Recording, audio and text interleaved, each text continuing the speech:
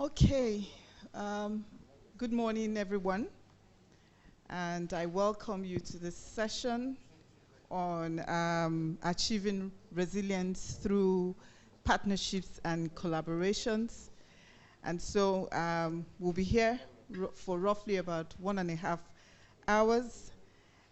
This topic is pertinent because of the extraordinary challenges that we jointly face as a society. I will just start by referring to an author named Thomas Homer Dixon, who had listed 5 convergent stresses that we face globally in his book called The Upside of Down of 5 Tectonic Stresses. These stresses he listed are 1, energy stress, which is basically increasing scarcity of conventional oil. The second one that he mentioned was economic stress, which is instability in the global economy and a widening gap between the rich and the poor. Then he alluded to demographic stress, which are differences in population growth between the rich and poor societies, and from expansion of megacities. Then he mentioned environmental stress, which is basically worsening damage to land, water, forests, and fisheries. And then climate stress, which are changes in the composition of Earth's atmosphere. These stresses, Thomas Homer Dixon had said, were converging at the same time as the connectivity and speed of our societies, which are rising. They've been rising for a long time. So we're a very connected world. This points to a world that is becoming riskier, and I'm sure that we don't need to tell you more about this. We've heard about a lot in the plenary sessions, and we know that there's now what we call the new norm here. And Earth systems thresholds are approached and crossed and more prone to instability and surprise. So today, I think one of the things that we can add to all the stresses which are converging at an increasingly rapid rate is the extraordinary stress that we now face from viral diseases that have been that have now led to a global pandemic. It has never been clearer to us that we need change and resilience that are built through partnerships and collaborations. We now need to do more through partnerships and collaborations to be able to withstand the extreme challenges that we face as a society, not only in Lagos, but in this interconnected world. Resilience means different things to different people. And we've heard a lot about it in the plenary, people talking about resilience in different ways and in different situations, but it can basically be said to be the capacity to survive, to adapt, and to improve in the face of stress and change. Not only to be able to withstand shocks, but to quickly reorganize and rebuild where necessary. The capacity to bounce back and bounce forward to a better state if possible. The progress we must therefore make over the next decade must be significant. And our starting point, as we can see, can be described as challenged, extremely challenged. Therefore, we must be as efficient as possible, avoiding wasted effort, and building on advantage wherever it exists. Partnerships will be critical as each partner can bring their strengths to solving the social issues. We have been witnessing a convergence of profit and purpose. Increasingly, profit and purpose are now becoming one and the same. And it is important that we continue to enhance what is already on ground. For example, the public sector can bring its long-term capital, the private sector can bring its innovations, and the development sector can bring its focus on social justice and equality. So partnerships along different dimensions can actually bring a lot of value. Lagos State, we've heard, has a public-private partnership office and a law. And the aim of the office is to drive collaborations across focus areas, which also include sustainability.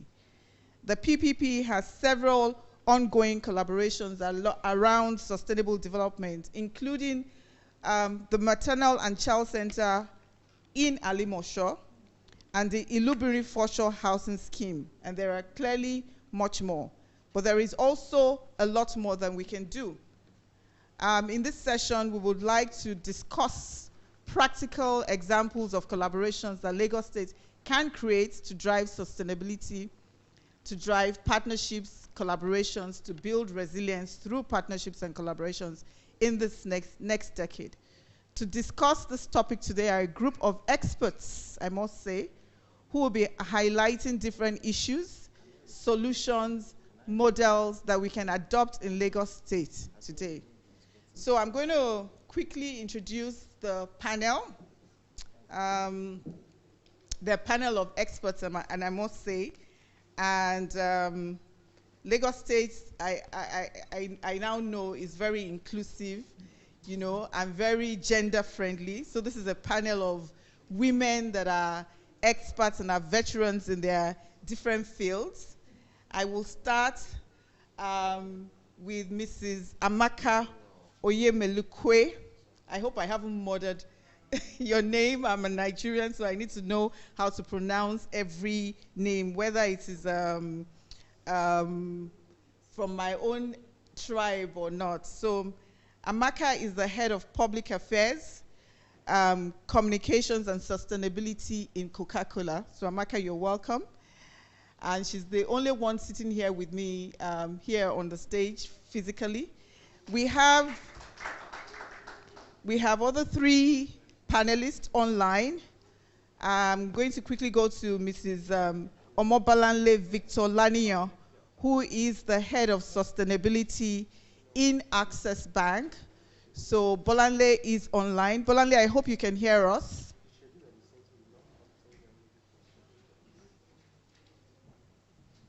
I hope Bolanle can hear us.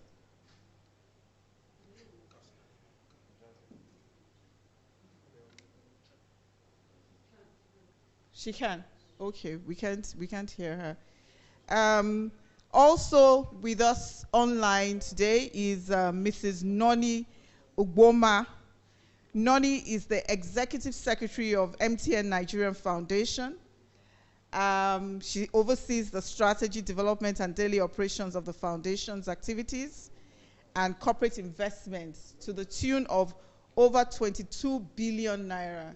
And I'm sure we've all heard of MTN Foundation. MTN Foundation has been with us for a long time, and they've been doing incredible things across the country. She's also a non-executive director at RAC Unity Petroleum PLC and a governing council member, Lagos State Employability Support Project. I have known Noni for a long time, since I was a new entrant into the sustainability arena, and I know that she's very enthusiastic about a future where mission-oriented innovation policies will be able to contribute to the creation of sustainable societies. So the last but not the least person on the panel is Ms. Dana Omran. Dana is the Global Director of Strategy and Regional, and she's the Director of Strategy and Regional Director for Africa at the Resilient Cities Network. So here we are with this group of panelists, and I'm going to quickly start by asking some questions. I will start with you, Amaka. We've heard a lot in the plenary, you know, we've basically spoken a lot about the mentioned partnerships, PPP, resilience, a lot of the things that we're going to drill down into in this session. And I just want to start by asking you to give us examples of collaborations of sustainability that you have seen globally, because you work for a multinational, that are relevant for the city of Lagos. Thank you very much. Lagos, no doubt, is a population of 22 million people. And what this actually tells us is that it's not only the largest city in Nigeria, it's also is the largest city within the sub-Saharan Africa, and arguably some countries, a population that actually doubles more than some countries. And there's a huge focus on Lagos, even in the sustainability space. A lot has been done, but that cannot overemphasize the need for partnership and collaborations. Because you can agree with me, with this size and population, no matter what each individual company does, it looks like a drop in the ocean. And that is why the need for collaboration and partnership is very critical for us to achieve the right impact and drive the right resilience that will build a sustainable city like Lagos. So for me, actually, on this area of partnership and how we can model some best practices, I will start by giving the example of what we have in the UK, where we have business in the community. It's an example of a consortium where businesses have come together to do business and commit to do business in the right way and sustainably as that. So what they focus is, for example, coming together and bringing their expertise to be able to build, both in the issue of capacity building, to upskill the youth of the community to ensure that they build the right skills for today and even for tomorrow. You will agree with me that most of us have argued that we have a lot of our youth coming out of the universities, and most of them are not employable in terms of having the right skills or even our entrepreneurship skills. So this group of businesses have a platform where they focus on making sure that the right trainings, we all model and have a lot of training in-house on the kind of skills that we need. And then we also make sure that they build communities where people live and work. It's where you should be proud to live and work and be able to make sure that no one is left behind. And I believe that this is a model. We all know what happened during the EndSARS protests, and it was actually a clarion call to all of us as businesses, private sectors, and the government to be able to come together to make sure that the youth is properly engaged, have the right skills, and even be able to have the entrepreneurship skills, because there's a lot of opportunities if we look around. Our population is huge, gives us a lot of challenge, but it also provides its own opportunities as well. Another critical example, when we look at the waste management system, for example, in Nigeria, we know the dump site, for example, in Olusosun. The last time I was there, in the mother and child facility that you talked about, this is just right beside the health facility in Lagos. We all know that population in Alimosho community, I think, is the largest local government in Lagos. This also gives a lot of concern in terms of how we can better remodel waste management practices in Lagos to be able to build the right community and, of course, drive the right environment that where people will be proud to live and work. Arguably, most of these things, when they get to the landfill, we discover that, of course, Lagos generates, I think, 32 million tons of waste, and most of them, or a significant portion of them, are plastic waste, as for example. And I actually speak about this because it's something that is very passionate to me and also our organization in the area of how we can better remodel the plastic waste challenge and turn it into a big opportunity. I would like to talk about the PITCO example, which is a South African industry-led collaboration that is 15 years old, but has done significant improvements to ensure that where the private sector is, it's actually private sector driven, financed by the private sector, and touches base on everyone within the value chain, from the resin producer to the packaging, to the beverage companies that use the resins to produce packaging for their beverages, up to the retailers and to everyone within that value chain, where they have to, whether you are importing the resin or you bought it locally, there is an EPR voluntary fee where they administer themselves, and they've been able to increase the recycling rate for South Africa to up to 65% today. So this started 15 years ago, and they have made tremendous effort.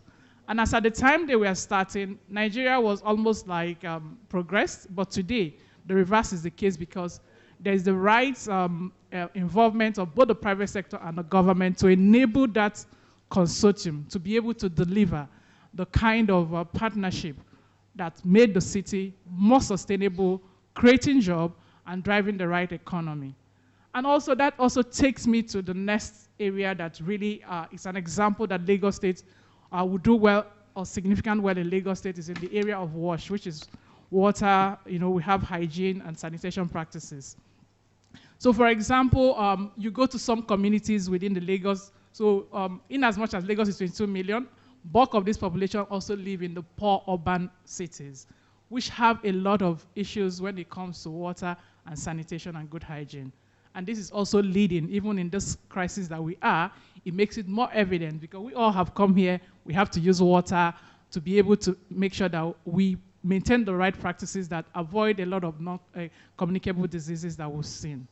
So what happens today is somehow each individual company have some water projects that you execute, you hand it over to communities, sometimes you come back after some years, some of them has got moribund, or because they are not able to be maintained, and then we keep, going around a cycle like this. So a typical example I would say is, for example, the state government have what we call the water board systems, and that is actually the state water boards remain the right people that could drive the right water projects in scale. And this is a valid example that have actually worked in India, where they were passing through water stress and challenges, where the private sector have come together and working with the water board system, because even in Lagos or some states in Nigeria, we've seen the water board being there, but they are moribund, but the private sector have driven the right skills to be able to perfect. We all use water in our production processes, for example. We've built the right capacity in terms of water use ratio, or even how to effectively manage water. And this is the kind of technical skills the private sector can partner with the water board system to ensure that they drive the right efficiencies for them, they give them the right technical skills and training, they understand how to make it commercially viable in a very reduced rate, so that because the water board system is already an infrastructure that is on ground, working effectively and efficiently would then be able to serve those urban poor communities in the right way, and in an effective way that would drive the right change and impact that we'd like to see, versus the current model that we currently adopt today. So I've put my thoughts into these three different buckets. Businesses coming together to do business, committing to do business the right way, and sustainably too. Be able to use their expertise. We have our skill capability buildings in-house that we can bring to bear to be able to, not only are we going to upskill youths that will be employable, they will create the right entrepreneurship skills. For example, we all know what happens in terms of ordinary tiling system, plumbing, that happens today, where we have the youth, but they are not technically sound in this area. And this is the highest place that all of us in this room, in the last maybe 3 months, you would have had the services of a tiler or a plumber, or the low-end work. But then it's a decent living, and people are able to have access to the minimum standards to be able to live well.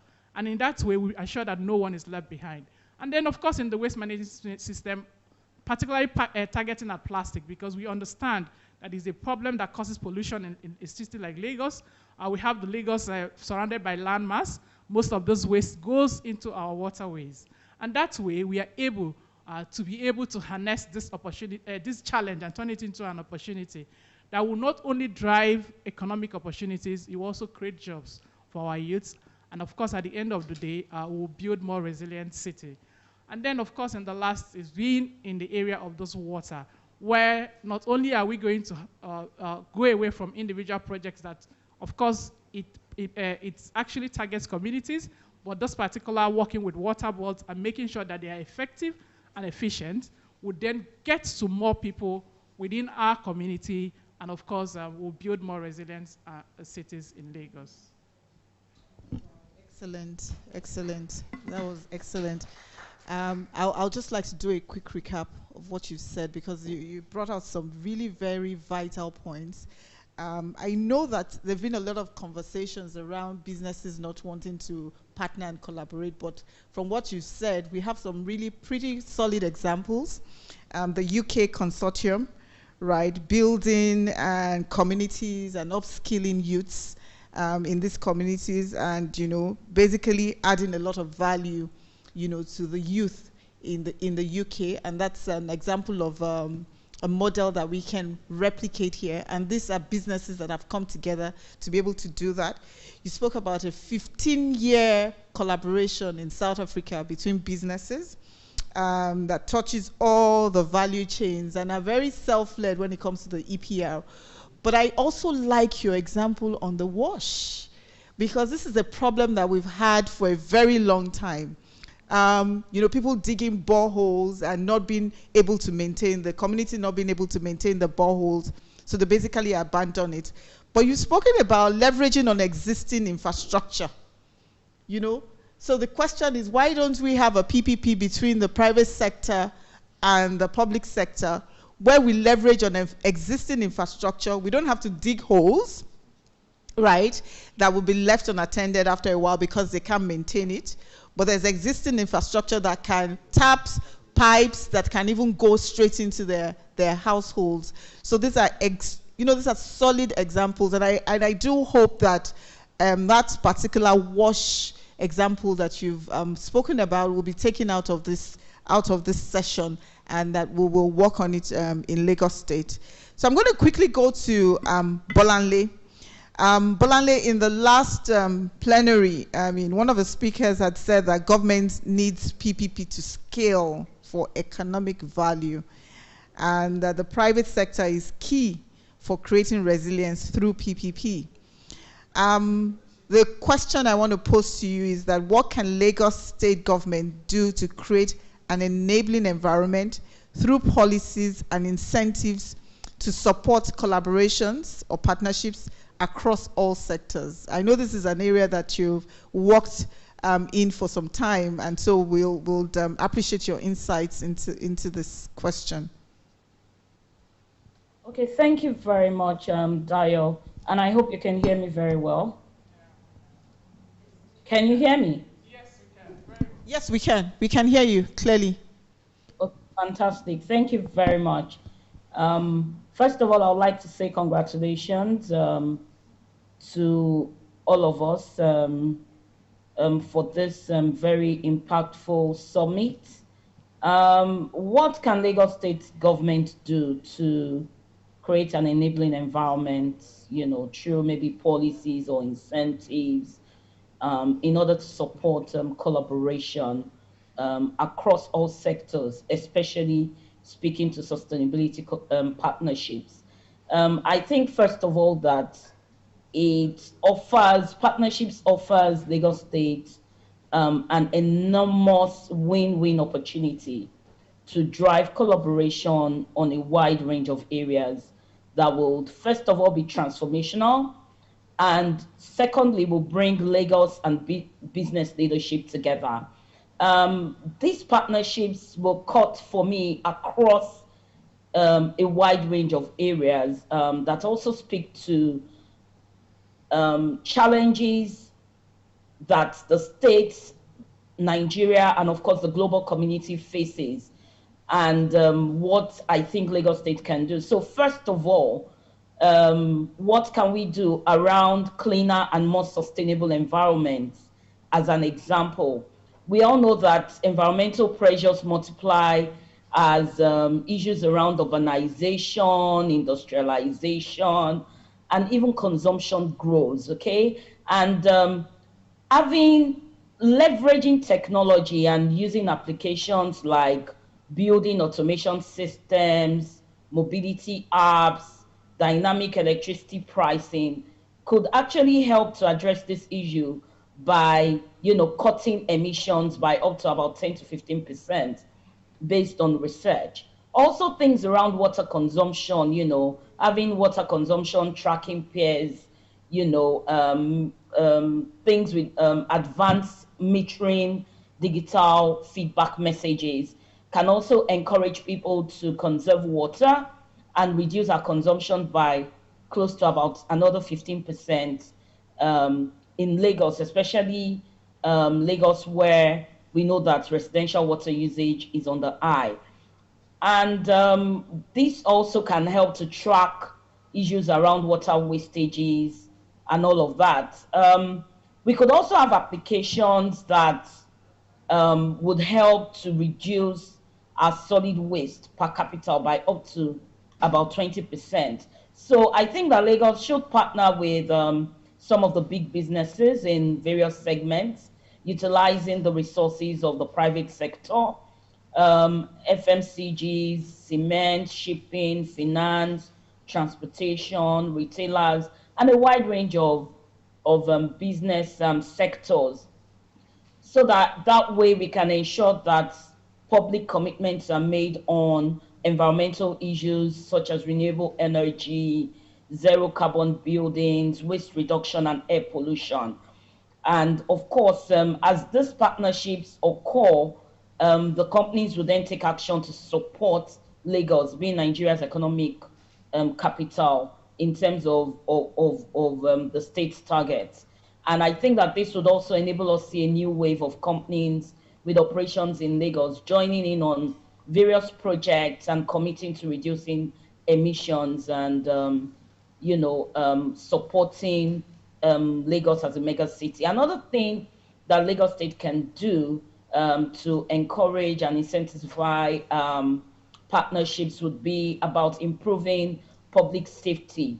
So deploying a wide range of applications to help reduce fatalities and, also things around road traffic, reduction of traffic in Lagos would help encourage businesses to work and partner in Lagos, to have their headquarters in Lagos and to bring business into Lagos.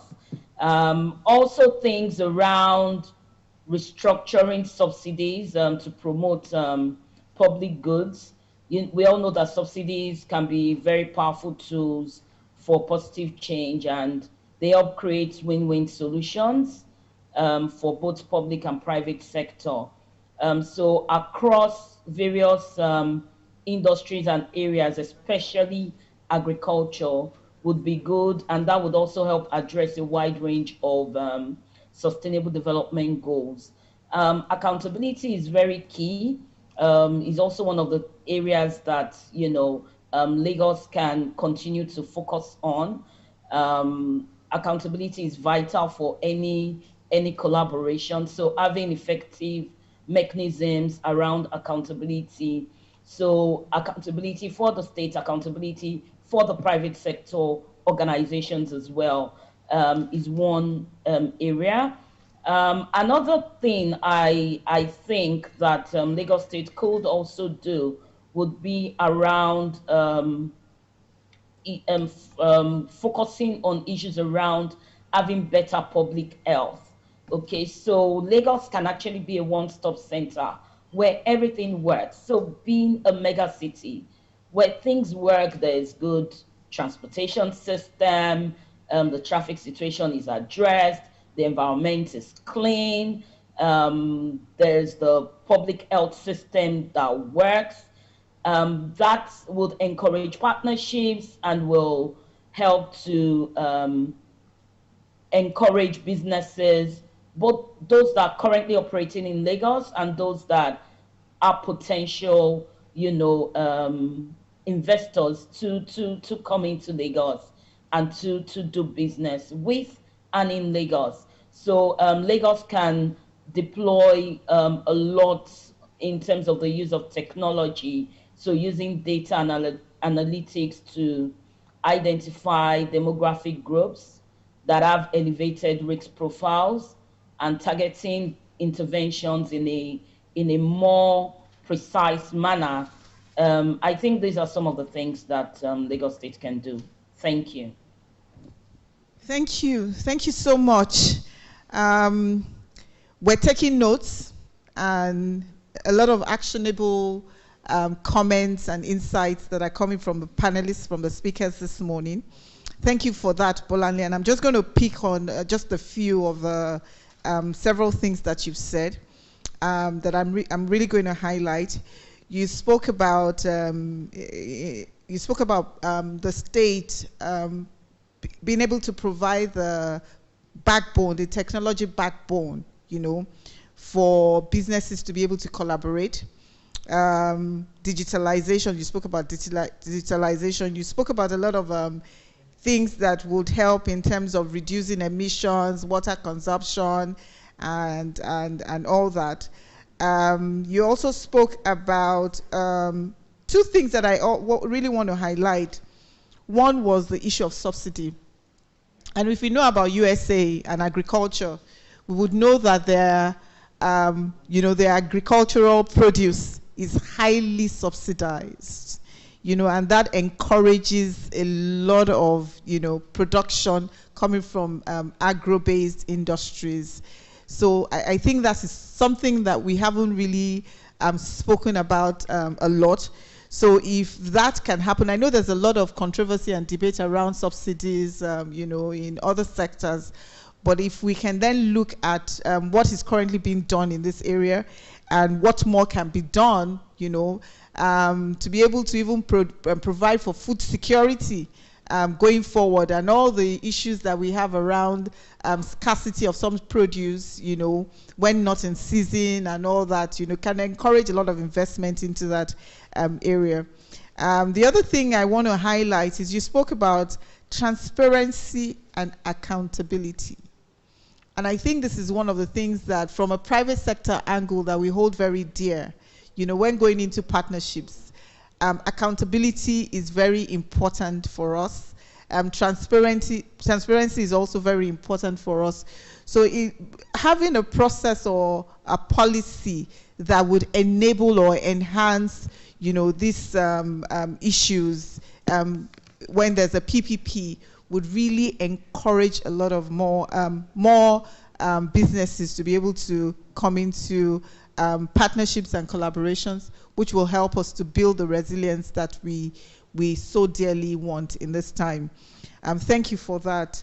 Noni, over to you. But before I go to Noni, Bolanle just, you know, just when she called me Dayo, I just remember that I didn't introduce myself. And I just went and introduced this panelist of a very expert panelist that I'm so grateful to be amongst. I've been moderating their session this morning. My name is Oluwasoromi Dayo George, and I am the Director of Corporate Affairs and Sustainable Business in Unilever. My work cuts across West Africa, Francophone and Anglophone West Africa. I also sit as a chairperson in the UN Global Compact network in Nigeria. So I'm happy to be here with you once more. Noni, quickly, over to you. We've all heard several times that we'll be talking about the new norm. So the new norm is here. And this new norm is characterized by uncertainties, crises, volatility. And obviously, we now know that more than ever that there's always a need for us to prepare. You know, there's always a need for us to prepare. And so one question that I would like to ask, obviously, we're in a pandemic. So, you know, we can call it a disaster as well, but there are different types of disasters. I would like you to tell us what practical steps that Lagos State should take in the bid to strengthen disaster preparedness. Thank you so much, Dayo, and commendation to the state for this amazing summit. Really well organized. As beautiful as Lagos is, it is naturally prone to disaster. Just the mere fact that it's 22 million people, it's a coastal city. And so disaster preparedness is really critical. And one key exercise that the state has embarked on through the Lagos State Residents Registration Agency, LASRA, is the registration of residents. And this is supported because it is fundamental for the strengthening of the state's disaster preparedness plan. It is so important because it will not only help the state identify residents, but it will critically enable the state to apply resources to compete. So the generated database will be of immense value because it would enable proactive disaster management through mapping out distribution of residents. It would assist in identifying vulnerable areas in scenario planning. Lazarus database will also assist in evacuation of victims and recovery interventions in the event of disaster itself. And just like the COVID, for instance, if we had that in place, that really would have helped in contact tracing and so many other things. However, in order for Lagos to gain from this resource, the numbers need to be a lot higher than the 5 million that have currently been registered. Secondly, a lot has been said in the summit on the creation of a smart city, smart Lagos city. And this is what really the Lagos of the future. And I think that this actually would support disaster avoidance and disaster recovery. It will aid the gathering of data to gain insights that are then going to be used to help manage resources, assets, and services to optimize disaster management. One other thing that the state can also do is to make sure it leverages on technology. And this was said a lot at the plenary session by setting up, something like even as fundamental as setting up maker spaces, innovation hubs that will help stimulate and enable co-creation of innovative solutions to solve problems. So everyone's heard of AI and robotics. You'd be amazed at the sort of solutions that could come out from using past historical data, data on things like air pollution, drainage systems, flooding, etc. So having these hubs would bring a lot of great young minds and together to find ways to adequately, solve some of the problems that we're facing. Thirdly, the state's disaster preparedness plan should be designed around the themes agenda. I love the themes agenda because it not only is directional by the state government, but it also aligns with the SDGs. It is the state government saying these are the key things that we will solve for, and these are fundamental things. So already the state has Lagos State Emergency Management Agency, LASEMA, which was established in 2008 for disaster management, as well as the Disaster Management Committee, the Honorable Commissioner Samigube mentioned on Tuesday. So another suggestion would be for disaster readiness to be organized similarly to the very, very successful Lagos State Security Trust Fund, which is in partnership with key stakeholders. So for instance, Lagos State can have that Lagos State Disaster Management Trust Fund. So for each of the themes pillars, the state can begin by identifying the relevant systems, the relevant agencies and stakeholders that feature under the particular themes pillar that is being designed for. And then it should proceed to bring representatives of the relevant stakeholders to identify the joint assets available and also to identify the resources available that can be combined to create a public value. It should also conduct an assessment of areas of vulnerability by identifying the existing gaps, as well as conducting scenario analysis to ensure that there's an adequate and effective prevention plan in place. Let's take flood disaster management as an example. We all agree that flood really is a wicked problem. Flooding is a wicked problem and falls nicely on SDG 13 that says take urgent action to combat climate change and its impacts. Lives and properties are lost annually in Lagos during the raining season because rainwater does not flow freely into the waterways. So obviously blocking the drainages because of the waste. So this disaster falls nicely and aligns nicely under the H pillar, and that's a health and environment pillar of themes. And some of the key agencies that should collaborate with LASEMA, for instance, that agencies like LASEPA, the Environment Ministry, LAUMA, LASHMA, so many of them, come together with other stakeholders in the private sector, stakeholders like the ones that Amaka is a part of, Amaka New Dio, a part of the Food and Beverage Recycling Agency members, ICT and technology companies. So that dealing with the prevention of flooding will become something that is put on the front burner. And the Disaster Management Trust Fund will now follow what is referred to as a mission-oriented collaborative model, so that solutions are then deliberated and put on the table. Solutions like even an enlightenment campaign that would help educate the members of the public on the consequences, the health and legal consequences of indiscriminate dumping is really important. Even enforcement solutions, where people like the LASEPA can come and put in critical measures in place to ensure compliance, and not just by fining people. Things like, especially when you have a smart Lagos city and you have CCTV cameras, imagine having people being invited to do community service for littering the place or for just, breaching certain things that affect the environment. And then finally, a key element of disaster preparedness is testing of solutions. Okay, so periodically, there needs to be simulations in place to ensure that these solutions are viable, are realistic, and achievable.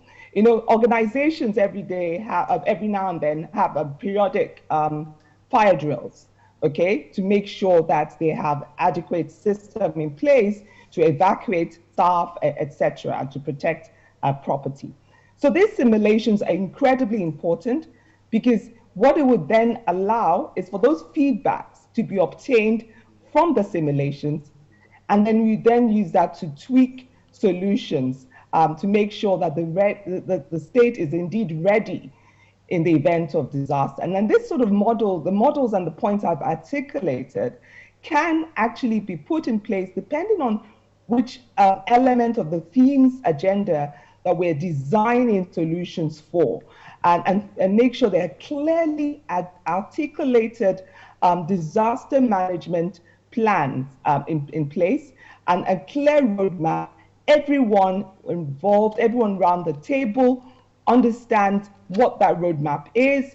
So in the event of the disaster, it just goes into automatic play because we're already prepared. Thank you.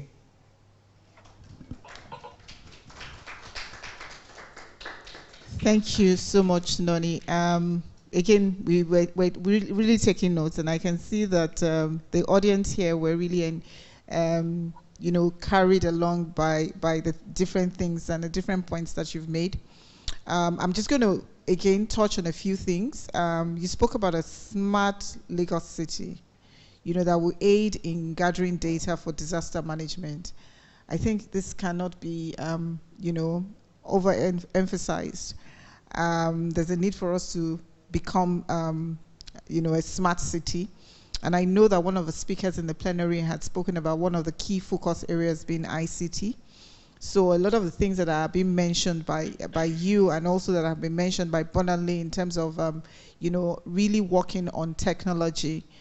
You spoke about innovation hubs, being able to track, looking at historical data to track trends.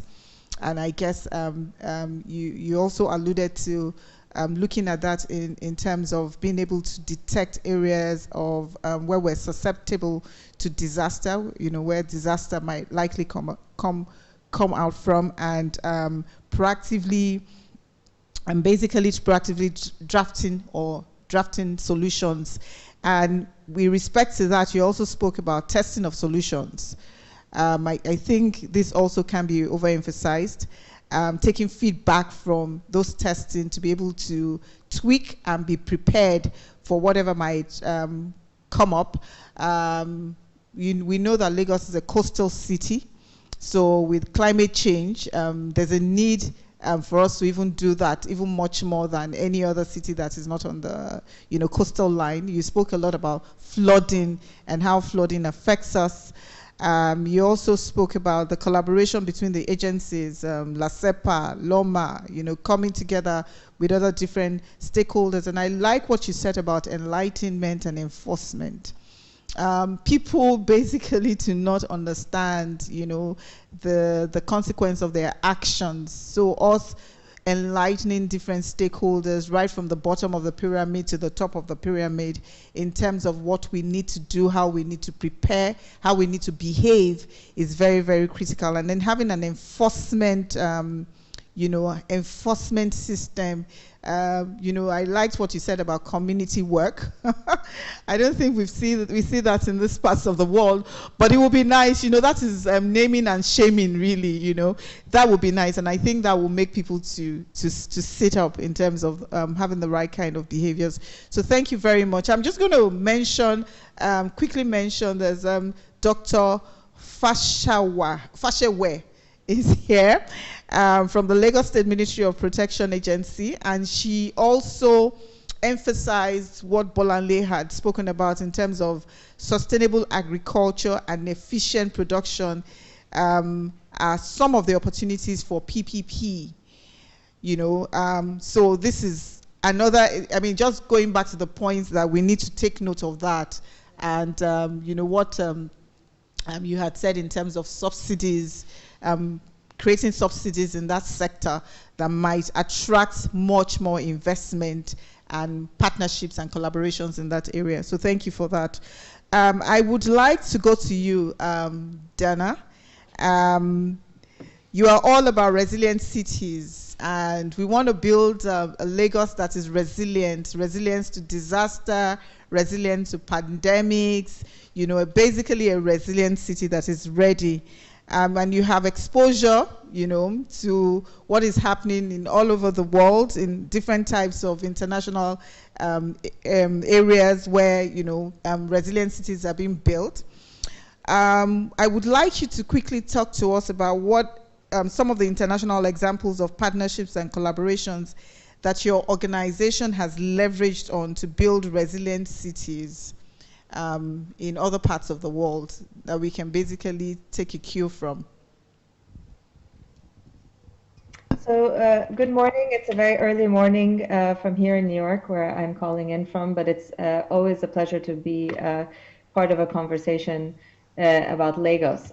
So I think before I answer your question, let me just give you a little bit of background on the Resilient Cities Network. So we're the world's leading urban resilient cities resilience network. We bring together global knowledge, practice, partnerships, and funding to empower our 97 member cities, of which Lagos is one. And we work with our partners and member cities to help build safer, more equitable, and inclusive cities for all, especially for the urban poor.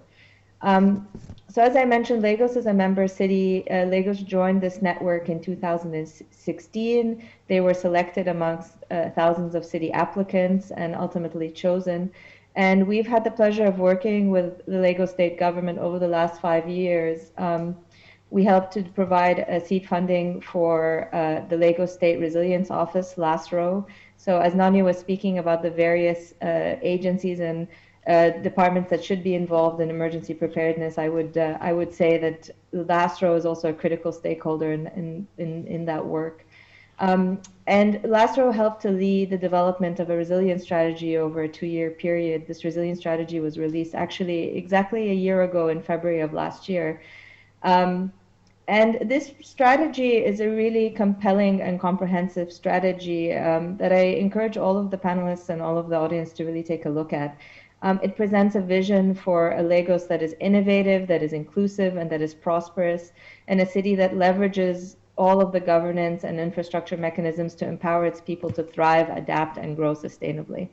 And there's a number of wonderful initiatives in this strategy, including how to strengthen emergency preparedness. And I couldn't agree more with what Noni was just saying regarding the importance of using ICT and data and technology to do that, but also this really important factor or piece which is around community participation. So for example, one of the initiatives in this strategy talks about participatory community flood management. And so I think bringing that spirit of not just technology, but the community is very important to building a more resilient Lagos. And so going back to us as a city network and how we work and how we partner with different types of organizations to achieve resilience in our member cities. So first of all, we have a three-pronged approach to achieve our mission, which is to improve the well-being of 220 million urban dwellers around the world.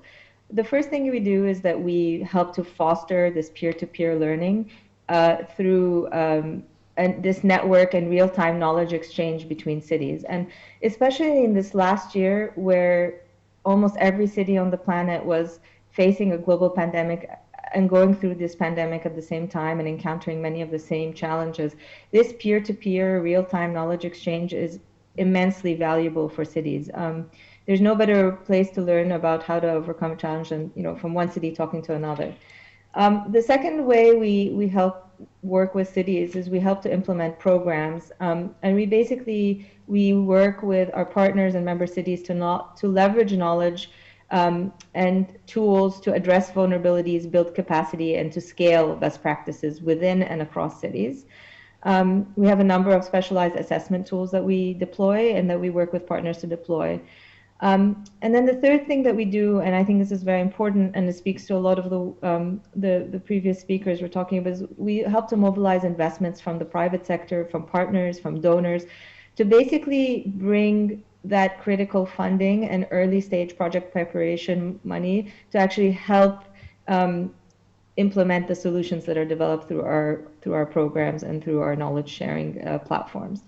And so with that, I wanted to give an example of two programs that we're currently undertaking that were really, it was really nice to hear the first speaker speak about circularity and WASH, because these are two areas that we are actually working in as well. And so it's wonderful to see some of the parallels, and I can bring some examples that from the international context. So the first example is a program that we're running called the Urban Ocean Program, which is a unique initiative that we are running in partnership with the Circulate Initiative and with the Ocean Conservancy, basically the intent of the program is to build, to help cities deal with the plastic waste that is originated in cities and ends up in waterways and oceans. So this program the first phase of this program is targeting cities in Asia and Latin America, but our hope and deep ambition is that we can expand this program to work in the Africa region as well. So at its heart, the Urban Ocean Program is a capacity building and accelerator program for cities that basically aims to build awareness on ocean plastics issue, assesses waste management systems in cities, and ultimately supports cities to develop strategies and projects designed to address the interrelated challenges of ocean plastics and community resilience. And I think that one of the things that's important about sort of our approach is we don't just take a sectoral approach of just looking sort of at a waste management program, but we really, through our resilience lens and our resilience tools, try to take a very holistic approach, a systems approach. And so we look at how, addressing and reducing ocean plastic waste and pollution can ultimately help cities address other key priorities such as improving public health, promoting innovation, supporting economic development and job growth, and reducing greenhouse gas emissions. Another example of just to show you how interesting this collaboration is. So again, I mentioned it's the Circulate Initiative, it's the Ocean Conservancy, it's us, the Resilient Cities Network, it's our member cities, but we're also working with the University of Georgia's New Materials Institute, which is deploying a number of innovative tools that can empower cities in decision making and answering important questions around circularity and waste. And then finally, there's a number of potential partners and corporate partners that we're working with to help actually put money behind some of the solutions that are coming out of these programs. So this gives you a sort of an example of, in the nonprofit sector, the types of collaboration that really can help drive real innovative solutions in cities like Lagos. I want to just give one more example of a program that we're running that's a really great demonstration of partnership and collaboration among an interesting collection of partners. So this is a city water resilience a program that is a partnership between the World Resources Institute, a global engineering firm, Arup, and ourselves, the Resilient Cities Network. And basically the mission or objective of this program is to help cities in Africa overcome critical water and climate challenges to ensure sustainable and inclusive growth. And so, through the World Resources Institute, which brings a really strong research capacity, the Arup, which brings a lot of technical capacity as an engineering firm and a really solutions-driven engineering firm that's been deeply immersed in building more resilient infrastructure around the world, and ourselves as a city learning network, we've joined forces together to really help drive the conversation around water resilience on the continent. And so in our first phase, we're working with 2 African cities, and Addis Ababa and Kigali, where the ambition is to expand to 6 cities on the continent and even more beyond that. And again, through this work, we're hoping to mobilize collective action through engagement with regional governments, financial institutions, and research institutions, and work with a number of actors to basically enhance the enabling environment and the financial readiness of cities to be able to really adopt long-lasting and solutions to their water resilience challenges. So this is just another example that's maybe closer to home here in Africa, and it's work that I hope that we can bring forward to Lagos in the future. So back to you. Thank you very much. Looking forward to it. And I think that we'll quickly go around with the next set of questions, but I'll come back to you, Dana, about how, just back to your last point, in terms of how you can help us to attract the right types of partnerships to be able to advance our resilience agenda in Lagos. So I will be happy to be able to hear some of your thoughts with that. In that respect, I'll quickly go back to you, Amaka, and we really don't have too much time. So we have basically, I think, we have 17 minutes, and we have to go around and touch on some other pertinent questions.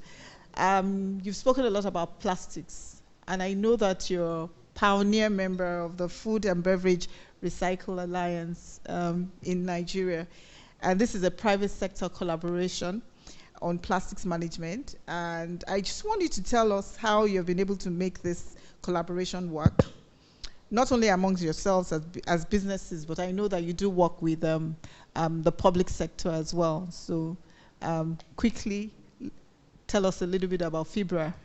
Yeah, so okay, so for the FBRA, just like I said earlier, it's actually remodeled through the PITCO model and the successes that it has achieved in South Africa. So that was actually what we are trying to remodel in Nigeria.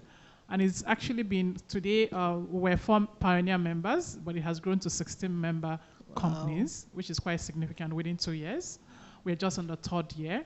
And we've been able to be a partner, or first of all, in terms of data gathering, because we discovered that there was no data to support, for example, what is the number or the amount of plastic that is being recovered in Lagos State, for example, to be able to drive investments. So we started by at least having a baseline study to actually understand that.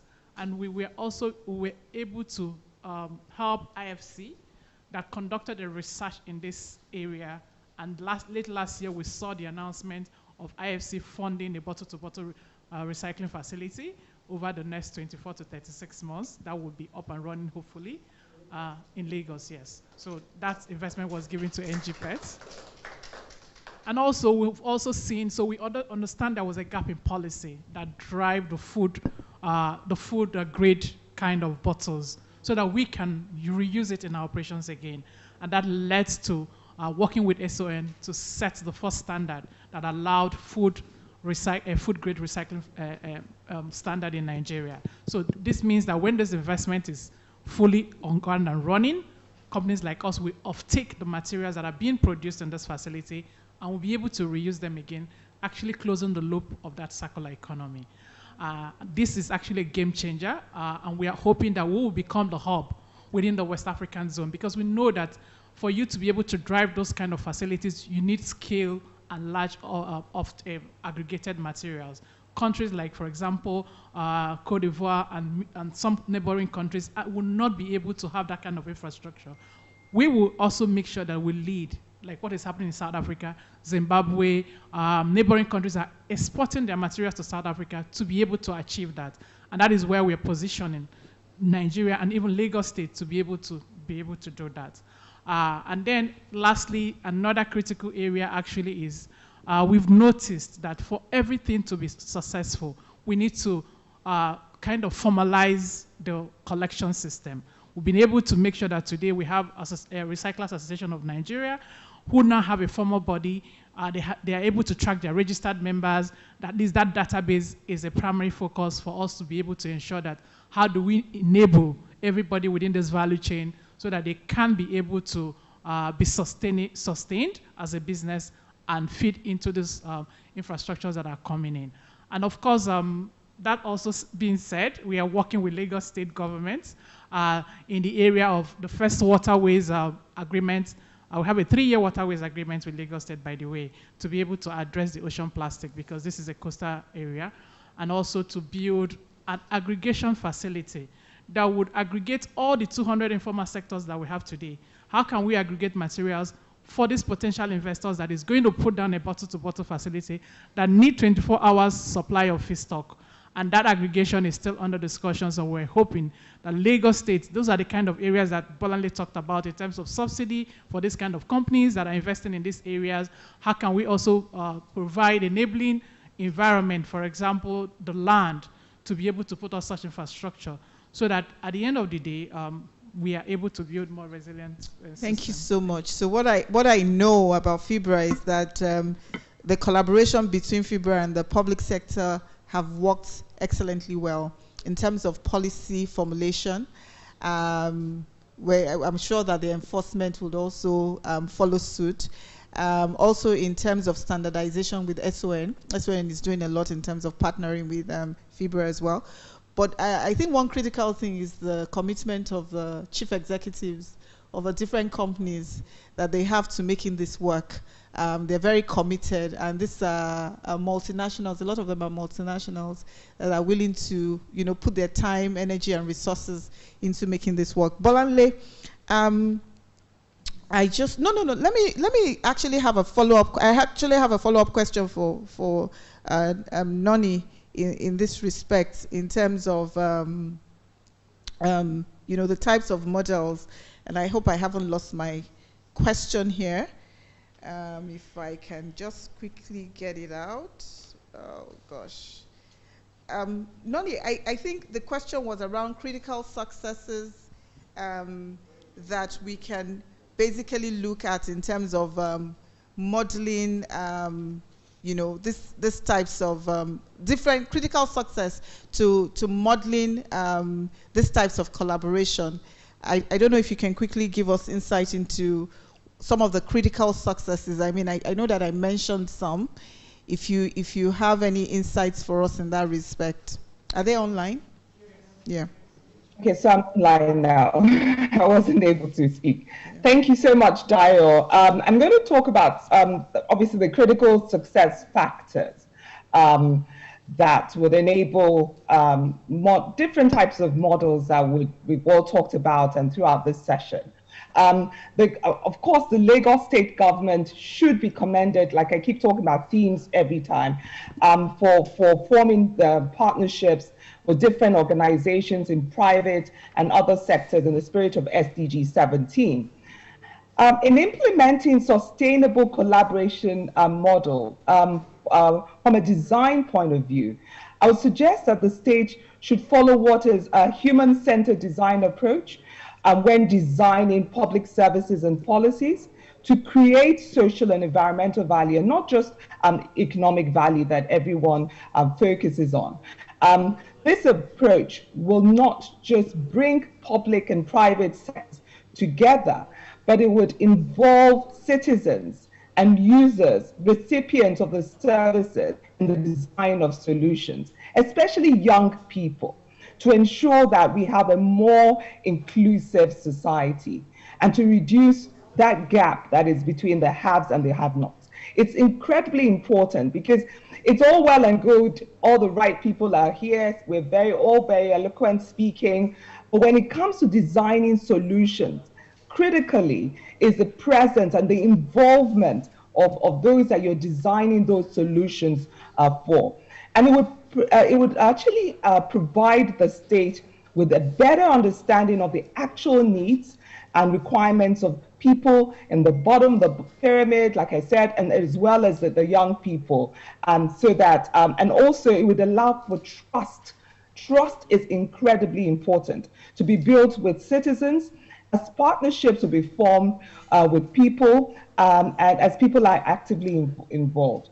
And obviously, co-creation of solutions will not just be top-down, it's also bottom-up and cross-sectorial and involving, again, like I said, the citizens as well. But in order for it to work, and in order for us to be able to collaborate adequately and with different sectors and different citizens and different sectors of and segments of society, and it is important to follow that there's empathy towards all stakeholders.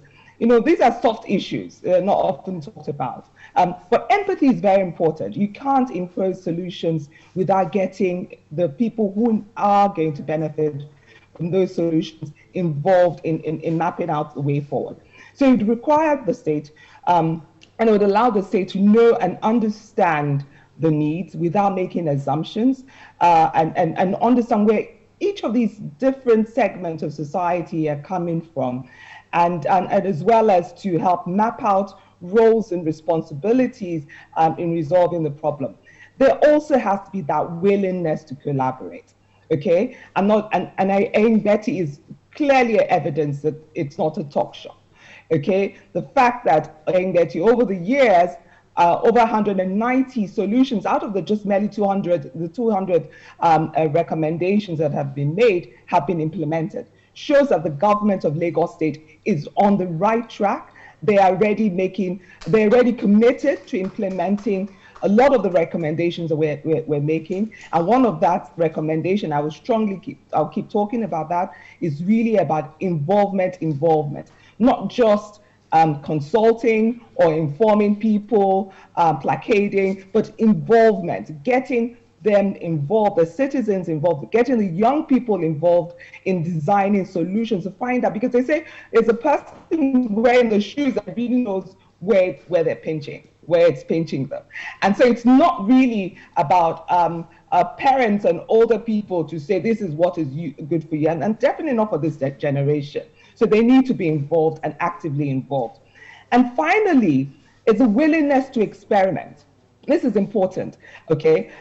We must be willing to try new ideas. And again, like I said, Lagos has been, but continue to do so. When we talk about smart city, leveraging on technology, let's actually start doing a lot more in that space. When we talk about forming alliances and working in a mission-oriented way, involving different agencies like the LASEPAs and the different LAMAs and in waste management, and bringing in the private sector groups like FIBRA, etc. But let's also remember agencies like LSETF. that manage a lot of things that involve the young people. Let's bring the young people around the table also, because they're very daring and they're also willing to experiment. So for me, these are the key things, and they're more the softer things, but they're often overlooked. And we speak a lot about those highly cerebral things in terms of policies, but really and truly in designing those policies and services, it's important to have the right set of people round the table and involved in the designing of the solutions. Thank you. Thank you very much, Nonisu. Very important that, yeah, so I really love what you said. And human-centered approach. Citizens who are users should be key to co-creating the solutions, right? And I think this is something that we've been advocating for a long time. And it's very, very important. You also spoke about empathy, to be able to have empathy, empathize with the people that we're creating solutions for. So at the center of these policies, at the center of the solution, what is the critical factor for success is to be people-centered, to make sure that we're co-creating solutions with young people and providing opportunities for them as well. Thank you. Dana, I will come back to you. You had started to talk about, some sort of funding and collaboration in the last in your last conversation. And I just quickly want you to build on the things that you had said. How can we in Lagos, this is beautiful, excellent Lagos that we know, a coastal city, beautiful, and we want it to be even more resilient, want it to be more smarter. How can we attract and benefit from partnerships, to be able to advance our own resilience building agenda?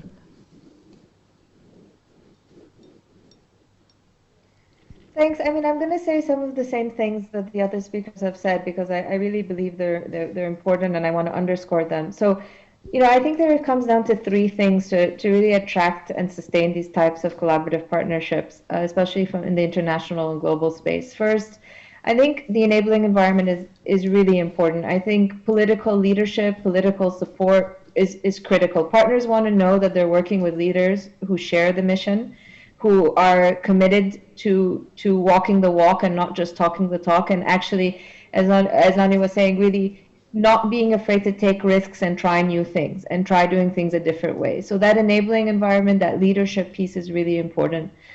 I think the second point is, in order to really benefit from these types of programs and partnerships that I mentioned, I think it's really important to have a very strong point of view on sort of what your vulnerabilities are, what's your starting point, what is your baseline. And that's why things like the resilience strategy process was so important, because it really helped to set some of that, do some of that baseline setting work. And so now, Lagos State is sitting on this document that, a lot of, hundreds and thousands of people collaborated on this document, and it's a really great starting point for future conversations and when you think about building resilience in the city. And so it provides a strong point of view, it provides a strong baseline. So use that, leverage that, don't let these documents and these plans, I think Lagos State has a number of amazing and excellent plans that it's done over the last few years. Don't let those plans sit on the shelf and collect dust, actually try to make them actionable and workable. And I think the third part is that the third, quality or factor that's important is that willingness of Lagos to both learn from other cities and to give back to other cities and to give back to sort of the global community. And so I think that, Lagos, of course, beautiful Lagos. It is one of the mega cities of the world. It is, one of the most populous cities, ahead of my own hometown of Cairo, and therefore one of the most important cities on the continent. The future of Africa and the future of West Africa will be determined by how Lagos grows and develops. And so it's a role model and a mentor for cities in the region and cities around the world. But it also has challenges and it has a lot to learn. So that vision and leadership and strength to be a leader and to be a mentor to other cities, but also that humility to learn from other cities and to grow and to sort of and to be part of a global community. So I think with those three things, with an enabling environment, with a strong point of view and a baseline, and this willingness to both give and learn, Lagos will go very far and can go very far in building a more resilient future for all of its residents. Excellent. Thank you very much. You repeated something that you had said earlier, and I had wanted to point out: knowledge exchange between cities, and I think this is very key. I'm not sure how well we've done with the pandemic in terms of being able to exchange knowledge and resilience. But look, this is Lagos. We're an action city. So the political will is there, the support is there from the governor right to his cabinet, to his advisors in terms of making things happen. That's why we're here at Betty. You know, so we're willing to, there's a political will to be able to push the right policies and get the right things done in terms of building resilience for our lovely city, Lagos. Some of us were born here and, you know, we're Lagosians. So we will get it done. And I think that piece about knowledge sharing is very, very important. And we're very open to that in Lagos State. So thank you for that. Bolanle, last but not the least, you have done quite a lot in terms of partnerships. I know that there's a lot of the collaborations that we've had in this period of the pandemic. You've been right at the center, pushing and making sure that our communities, you know, and everybody is well taken care of. And you've been doing that from a private sector angle. So we now know that sustainability partnerships are becoming popular, as there are limits to what one company can do. If we go it alone, we can't scale. And if we can't scale, then the impact remains limited. So what can be done to encourage more of these partnerships among Nigerian companies? I know you work in the banking sector, and there's a lot that you've done personally in that sector in terms of collaborations. But if we look at Nigeria holistically, indigenous companies, multinationals that are yet to come on board, what more can be done? And we've run out of time really, but you know, in a quick nutshell, please quickly tell us. Okay, thank you very much. And you're very right. A lot also has been said around partnerships and what can be done. But first of all, I would like to note that we're all aware that partnership is more than just collaboration on ad hoc projects. It's about moving beyond responsibility for independent results to moving into a relationship that involves co-creation, shared risk, shared responsibility, interdependency, and transformation that we want to achieve. And therefore, collaborations, partnerships could be cross-sectoral or intersectoral. And the overall objective is really to transform society.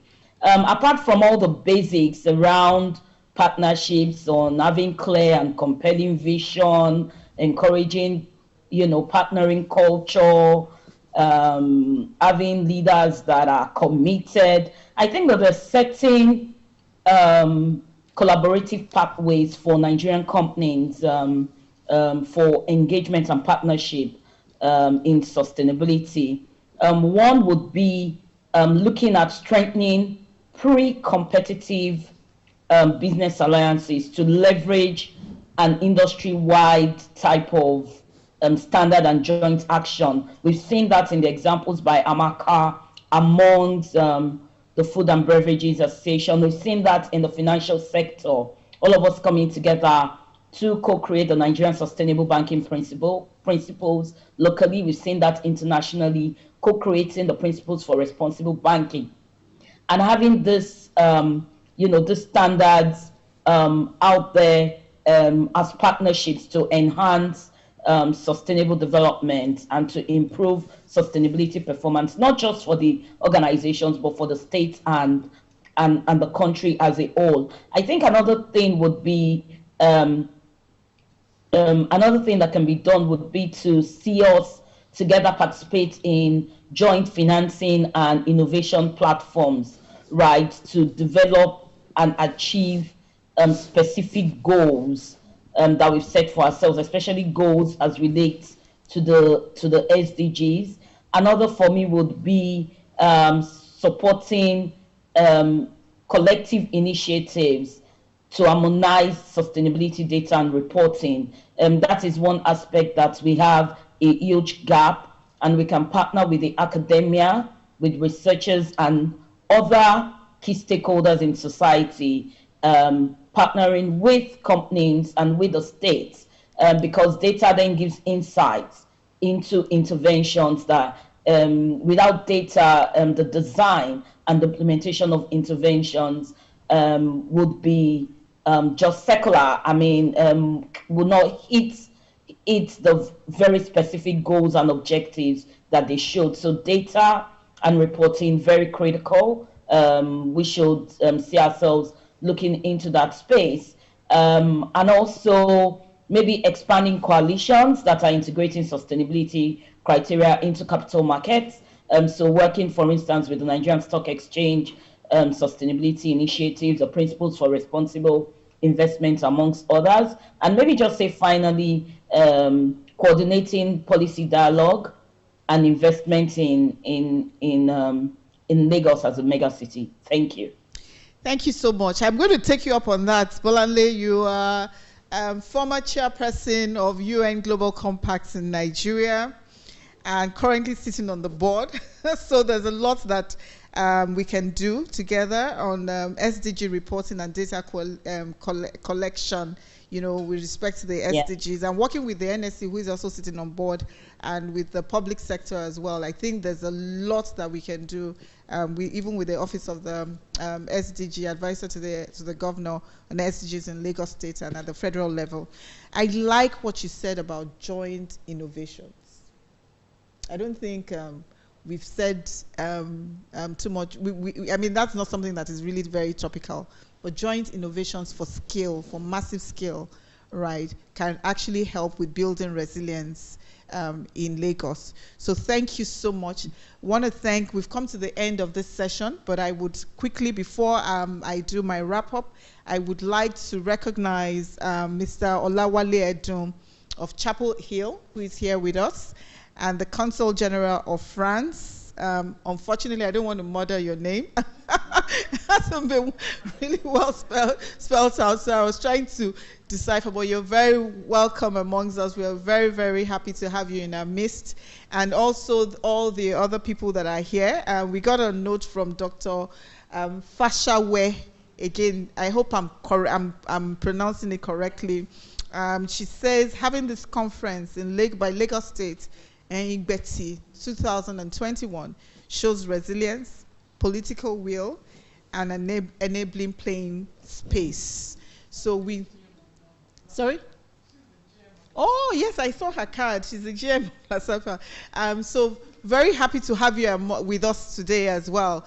We've heard it from all the this panel of experts who have taking us through different insights, different recommendations on how to build resilience through partnerships and collaborations.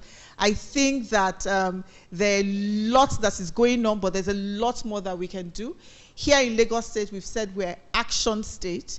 We won't be having a Betty just to have a talk show.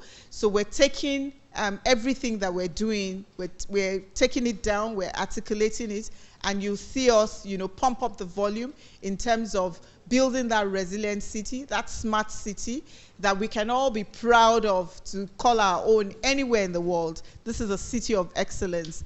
Thank you very much.